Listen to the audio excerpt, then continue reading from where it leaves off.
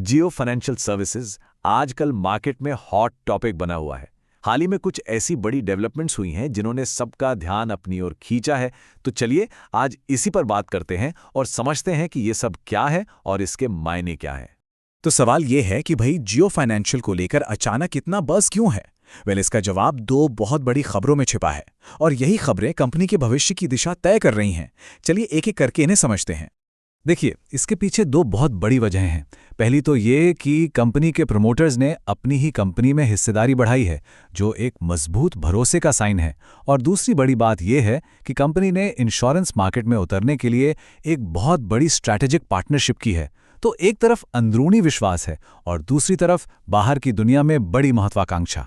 तो चलिए सबसे पहले पहली बड़ी खबर को पकड़ते हैं। प्रमोटर्स ने अपनी हिस्सेदारी बढ़ाई है। अब स्टॉक मार्केट की दुनिया में ये एक बहुत ही पावरफुल सिग्नल माना जाता है। जब किसी कंपनी के मालिक ही उसमें और पैसा लगाएं और शेयर खरीदें तो इसे उनके मजबूत विश्वास के तौर पर देखा जाता है। अब ये प्रोमोटर होल्डिंग है क्या चीज, सीधी सी भाषा में समझते हैं। ये कंपनी के शेयरों का वो हिस्सा है जो उसके फाउंडर्स या मेन ओनर्स के पास होता है। और नियम बड़ा सिंपल है, जितनी ज्यादा हिस्सेदारी उतना ही तगड़ा भरोसा कि कंपनी भविष्य में अच्छा करेगी। अब जरा इन नंबर्स पर नजर डालिए। प्रमोटर ग्रुप की दो कंपनियां हैं, सिक्का पोर्ट्स एंड टर्मिनल और जामनगर यूटिलिटीज एंड पावर। सिक्का पोर्ट्स की होल्डिंग 1.08% से बढ़कर 2.93% हो गई है, मतलब लगभग 3 गुना। और जामनगर यूटिलिटीज की होल्डिंग 2.02% से बढ़कर 3.84% हो गई है। यहां यह जानना भी जरूरी है कि ये शेयर उन्हें पहले जारी किए गए वारंट्स के बदले में मिले हैं। और इन सबको मिला दें तो प्रमोटर ग्रुप की जो टोटल होल्डिंग है वो पहुंच जाती है 6.77% पर, मतलब पहले के 3.10% से सीधे डबल से भी ज्यादा। ये एक बहुत बड़ा स्टेटमेंट है जो दिखाता है कि प्रमोटर्स को अपनी कंपनी पर कितना भरोसा है। अच्छा, ये तो हुई एक बात। अब आते हैं दूसरी बड़ी और उतनी ही एक्साइटिंग खबर पर। जियो फाइनेंशियल अब इंश्योरेंस के मैदान में उतर रहा है और ये एंट्री हो रही है दुनिया की एक बहुत बड़ी कंपनी एलियांस के साथ मिलकर। देखिए, ये पार्टनरशिप वाकई में ताकतों का मेल है। एक तरफ है जियो फाइनेंशियल, जिसके पास जबरदस्त डिजिटल पावर और पूरे भारत में फैला एक विशाल डिस्ट्रीब्यूशन नेटवर्क है।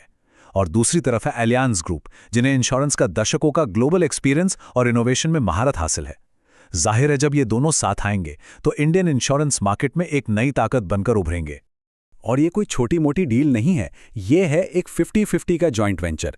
इसका मतलब साफ है कि जियो और एलियांस दोनों ही इस नए सफर में बराबर के पार्टनर हैं और दोनों का कमिटमेंट भी बराबर का है। तो इस पार्टनरशिप का मकसद क्या है? इनके लक्ष्य काफी बड़े और साफ हैं।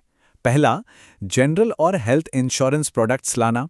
दूसरा, डिजिटल टेक्नोलॉजी का इस्तेमाल करके इंश्योरेंस को हर किसी के लिए आसान और इनोवेटिव बनाना। ये सरकार के 2047 तक सभी के लिए बीमा वाले लक्ष्य को भी सपोर्ट करता है। और इनका इरादा कस्टमर फोकस्ड प्रोडक्ट्स के साथ मार्केट को डिसरप्ट करने का है। और इस विजन को खुद मुकेश अंबानी के शब्दों में सुने तो जियो फाइनेंशियल सर्विसेज का उद्देश्य हर भारतीय को सरल, सुरक्षित और डिजिटल वित्तीय सेवाएं उपलब्ध कराना है। ये साझेदारी उस दिशा में एक महत्वपूर्ण कदम है।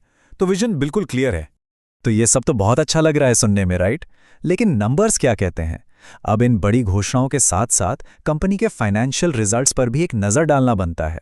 चलिए Q4 के नतीजों को समझते हैं, जो हमें एक रियलिटी चेक भी देंगे। यहां पर कहानी थोड़ी सी दिलचस्प हो जाती है। एक तरफ तो रेवेन्यू में जबरदस्त उछाल है। पिछले साल के 58 करोड़ से बढ़कर सीधा 120 करोड़ रुपए, मतलब डबल से भी ज्यादा। लेकिन दूसरी तरफ नेट प्रॉफिट वो 36 करोड़ से घटकर 27.2 करोड़ रुपए रह गया है। तो सवाल ये उठता है कि भाई रेवेन्यू डबल हो गया तो प्रॉफिट कम कैसे हो गया? है ना सोचने वाली बात।